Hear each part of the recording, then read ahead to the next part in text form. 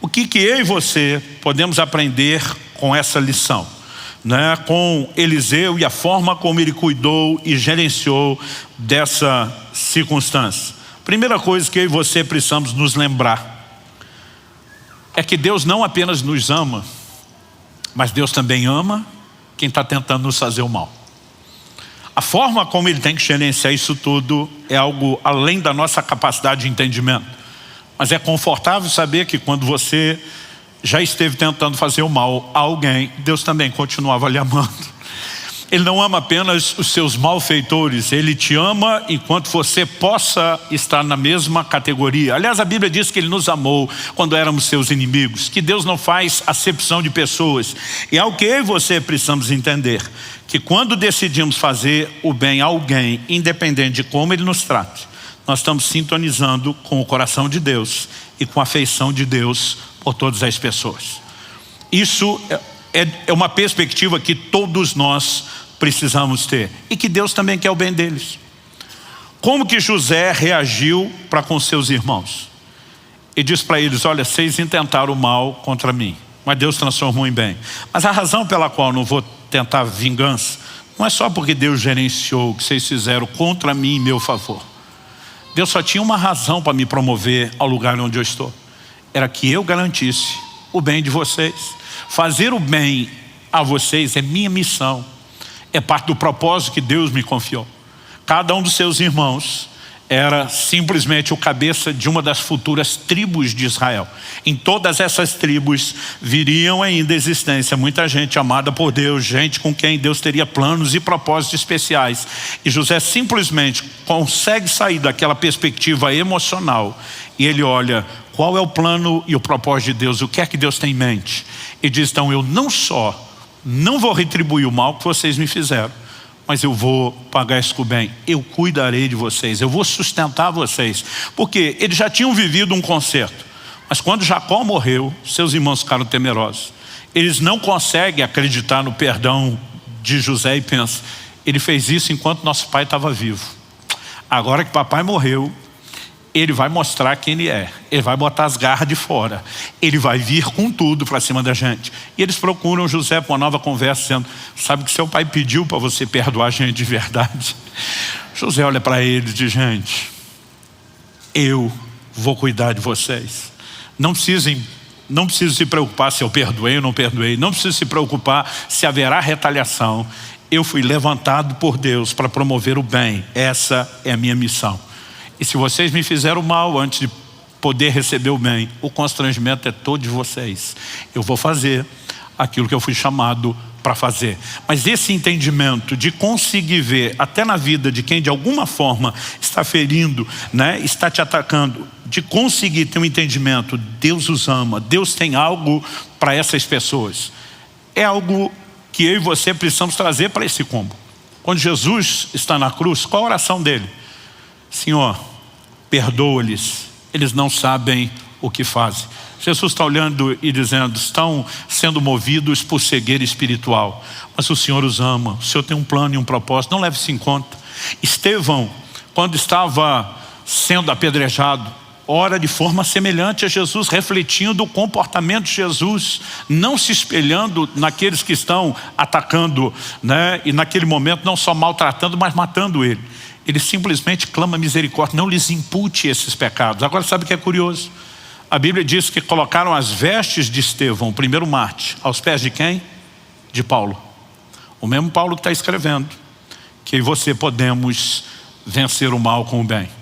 Eu disse que Paulo teve as duas perspectivas.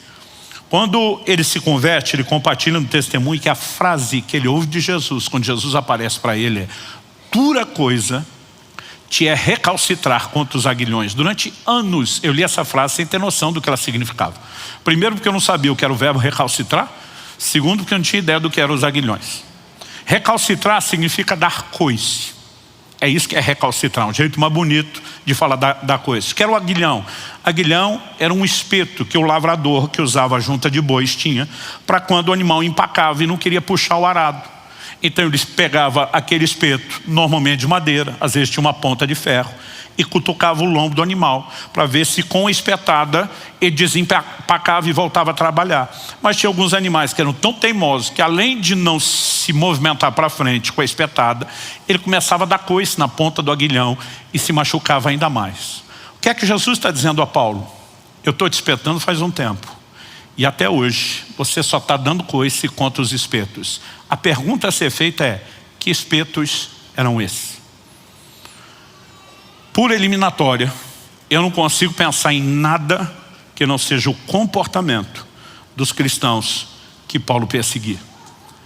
Presenciar uma cena como essa, de um homem sendo apedrejado e ajoelhado, orando por você, que coordena a equipe que está executando, ela tem que produzir alguma coisa na consciência dos outros.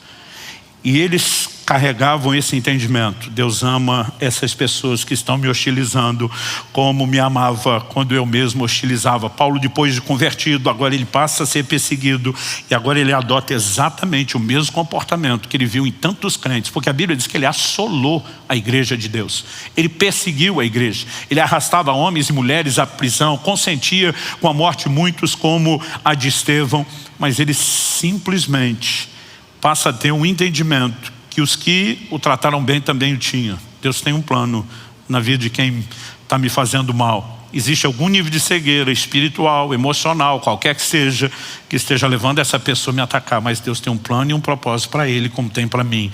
Eu não quero tomar partido em fazer absolutamente nada contra essas pessoas. Algo que eu também e você precisamos entender é a consciência de que Deus está conosco, mesmo quando nos persegue. Tem uns crentes que eles acreditam que Deus está com eles só se as coisas estiverem boas. Nós precisamos entender que Deus está conosco quando as circunstâncias são favoráveis e quando não são. Ele prometeu: eis que estou convosco todos os dias até a consumação dos séculos. Eu sei que a gente oscila emocionalmente em altos e baixos, mas eu gosto do Salmo 139, diz: se eu subir aos céus, o Senhor está. Se eu fizer a minha cama no mais profundo do abismo, o Senhor também está ali, nos altos e baixos. Ele está conosco o tempo todo. A presença de Deus conosco não depende de circunstâncias, não depende de como eu e você nos sentimos.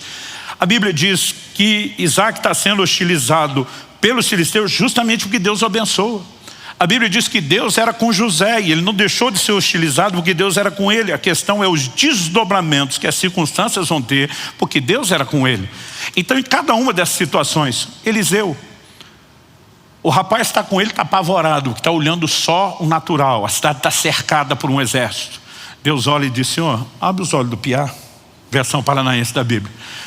Abre os olhos do piá, ajuda ele a ver o que ele não está enxergando. A Bíblia diz que Deus abriu os olhos do garoto e ele viu um exército celestial muito maior, muito mais numeroso, com a mensagem. Deus está dizendo: eu posso gerenciar alguns níveis de maldade e hostilidade dos outros contra você, sem deixar de estar com você, sem deixar de cuidar de você. E quando você tem a perspectiva maior, é muito mais fácil você conduzir-se naquilo que você está passando ou enfrentando. Quem está entendendo? Deus está conosco, mesmo quando nos perseguem.